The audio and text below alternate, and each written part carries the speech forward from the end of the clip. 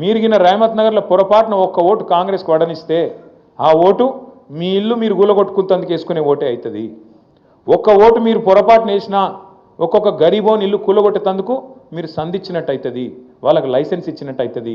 మరి కావన్నా వద్దాం మీరే ఆలోచన చేయండి. ఇది మీ సమస్యనో నా సమస్యనో కాదు, నగరంలో ఉండే అందరి సమస్య. మీరు చూస్తున్నారు, హైడ్రా అనేది పెద్దోళ్ళ ఇంటి మీదకి పోదు.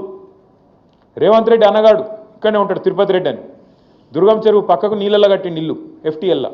ఆడికి మాత్రం పోదు హైడ్రా. ఆడికి పోతుంది, రేమత్ నగర్ పోతుంది, బోరబండ పోతుంది, యూసఫ్గూడ పోతుంది, షేక్పేట పోతుంది, ఎర్రగడ్డ పోతుంది. మీ దగ్గర ఉండే బస్తీలకు మాత్రం బరాబర్ వస్తుంది. కులగొడితే పేదవాడిని అడిగేటోడేవాడు? గోపన్న లేడు కదా. గోపన్న ఉంటే బరాబర్ వచ్చి అడ్డం నిలబడుతుండే. గోపన్న లేడు కదా, ఇక అడిగేటోడు ఎవడున్నాడు? మేము చూసుకుంటాం, జూబ్లీస్ దున్ని పారేస్తాం అనే దాంతో పైసలు కొడతాం అవసరమైతే ఆఖరికి ఓటుకు. ఇలా కాంగ్రెస్ వాళ్ళు ఆ ధీమాతో ఉన్నారు.